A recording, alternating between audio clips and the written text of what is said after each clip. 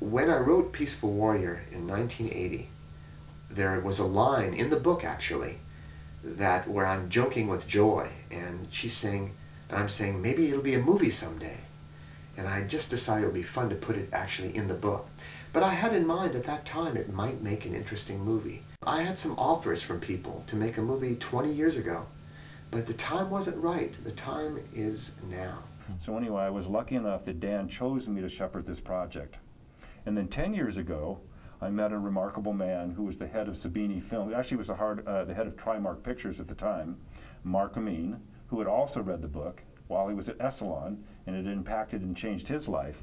And I had a connection with him. I had a chance to go with Ann and Arnold Culberson over at Warner Brothers, which was a big studio, but I was just a little fish over there. And this was a smaller studio, and I felt like I'd be a bigger fish in this pond. And I trusted Mark, and I could feel his sincerity, and I could feel that he wanted to make the same kind of movie I did. So I partnered up with him. And then just a couple of years out, we had this amazing director, Victor Salva, come forth. And then Nick Nolte just dropped in our lap. And so I, with my partners, Mark Amin, Cammie Winnikoff, and Robin Shore, the four of us produced this film.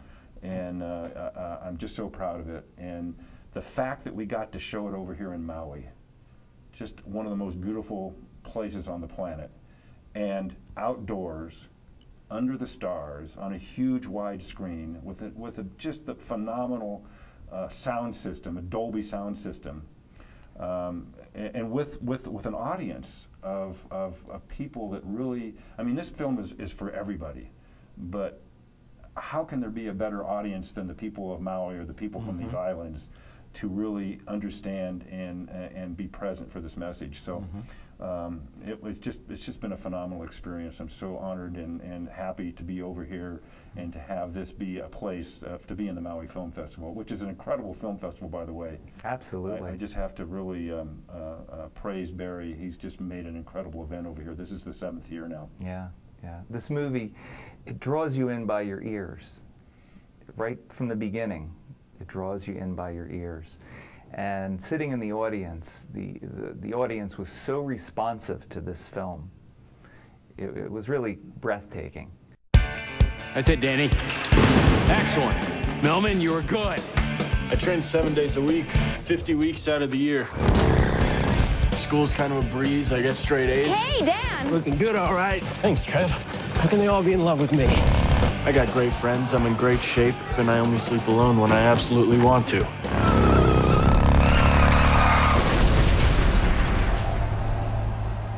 Dan? I want to know what's going on. With some hard work, I'm sure you'll be able to walk again.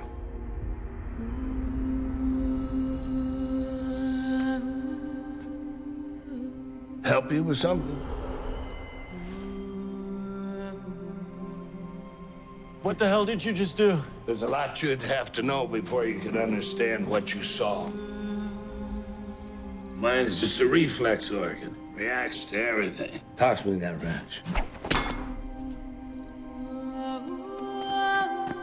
I don't know what to do now. Everything has a purpose, even this. And it's up to you to find it.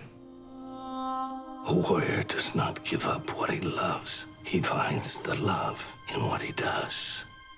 Ouch, I have lost myself. I don't think your leg is the only thing that got broken. Lost myself. The doctors have told me you will never compete again. Brought everything you don't need in here that is keeping you from this moment. You'll be amazed at what you can do. I call myself a peaceful warrior. Because the battles we fight are on the inside. This moment is the only thing that matters.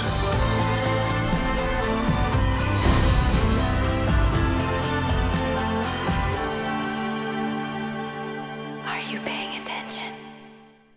This book reminds me of the Carlos Castaneda books. I agree. I read all those books and I was really enamored by Carlos and the message he was giving. But the reason I bought this book is because it had a beginning and a middle and an end. It was really about a person who starts here, a rather what we might call a shallow existence, you know, very external, very in the moment, very, you know, gratification for the moment.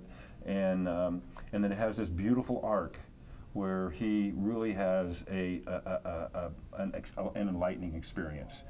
And my partner Mark Amin said, gee, David, let's do this in two parts. Let's do the first 2/3 of the book where everything happens in college, and then in the sequel we'll do the second third of the book, which is where he'll travel around the world, and the first place he travels to is Hawaii. Huh. And he comes to study with a female kahuna, and I really like the fact that it's a female teacher, not just another male teacher, because they're different.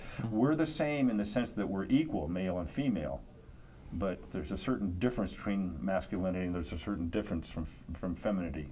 Thank you, God, goddess, for that. And so he studies with this female kahuna, and he learns about the three selves. And then, so he'll spend most of the time on the island, and boy, thank God we're going to shoot over here too. And then he'll travel to India, and he'll learn about the 7 chakra systems. And then he'll travel back to the United States, to the high Sierras, and he'll be up in the mountains, and Socrates will show up again. And then he'll go off into a cave and have a deeper enlightening experience. So that'll be our sequel. So what's obvious from this is you have plans for a sequel and also a prequel, which will be, who is Socrates? Who is this sage? Who is this teacher? Who is he? Well, he was born in Russia in the late 1800s, and his father was an elite bodyguard. Oh, by the way, The Sacred Journey of the Peaceful Warrior is the basis for our sequel, which you can get, Dan Millman wrote, and then the journey of Socrates is the prequel, which is about Socrates, which you can read, which is another Dan Millman book. So his father is an elite bodyguard for Alexander II, and that's a very Christian religion. He's very Christian, and his mother is Jewish. And at the very beginning, his mother dies, and then his father dies, and he goes off to this elite school where he starts to train, and then Alexander II is assassinated by a Jewish woman. Well, the rumors go out, oh, it's a Jewish conspiracy, and all of a sudden all this hatred and all these, the Cossacks, which are these roving bands of Russians who protect Mother Russia, got it in their mind that, boy, we got to wipe out these Jews. And they started going and just killing Jews. And now he's in this very elite school, which feeds these different factions. And then he realized that he was going to have to go out. And he found out that he was Jewish, so he leaves the school. So it's just an incredible, and that's just the beginning of how it starts off. I won't tell you the whole story because you need to get the book and read it. Absolutely. So this movie is, you described to me, it's called a viral rollout with the movie. I went online and noticed, first of all, in Philadelphia, it's opening on July 14th at the Ritz Theater, which is the best theater in Philadelphia. And this is rolling out in a way that you describe how this is happening. Well, there's two ways you can describe it. You can say it's a viral campaign, you know, like a virus starts here and then it spreads, or you can say it's a platform release. And so June 2nd, we released it on the West Coast, where more of the body, mind, spirit people might be, and we released it in 6 cities. And then on the 14th. On the 23rd, we're releasing it in Chicago and Vancouver and Atlanta, Georgia, and a few other cities, Dallas, Texas. And then on the 14th of next month, it's going to be in New York. And so the plan is to build a buzz and a word of mouth. In fact, that's one of the reasons I'm your television program today.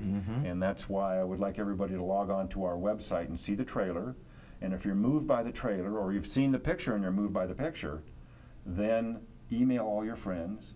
Give the website, have them log on, and we have testimonials from Tony Robbins, from Deepak Chopra, from Phil Jackson, the coach of the Lakers, where he's I can't remember the exact quote, but he basically says that this movie embodies the principles that I want my athletes to know so that they can operate at peak performance. And then he says something else, and then he says the movie is sensational. Yeah.